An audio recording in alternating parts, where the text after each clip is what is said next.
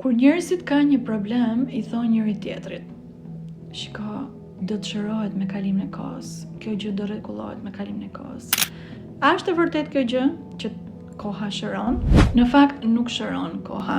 Koha, sipas ditorisë vedike, sqarohet shumë bukur, është një entitet që është neutral.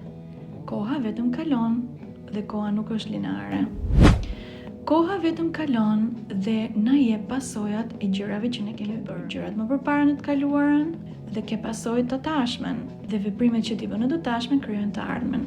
Koha nuk shëron. Janë vetëm veprimet që mund të shërojnë, dhe sigurisht veprimet e duhura. Për këtë të duhet një dituri e saktë, duhet një guru që tregojnë cilat janë veprimet e duhura që njeriu duhet të kryejë. Pra, koncepti kohë është një entitet neutral, pra nuk ndikon. Sigurisht, nëse neve do t'ja lëmë të gjithë gjërat kohës, pra nëse vazhdojmë të themi që koha s'ka gjë lëre, s'ka problem, koha do i tregoj, koha do i bëj këtë, koha do i bëj këtë. Është vetë njeriu që duhet i bëjë, dhe nëse do t'ja lëmë kohës, atëherë do të kemi vetëm gjendje shkatrimi, mirimi, gjendje ferri.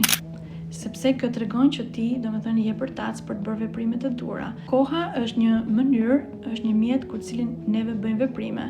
Dhe duhet bëjmë veprimet e duhura, pra që të djegim gjithmonë krymjet e kaluara, pra karmat e këqija.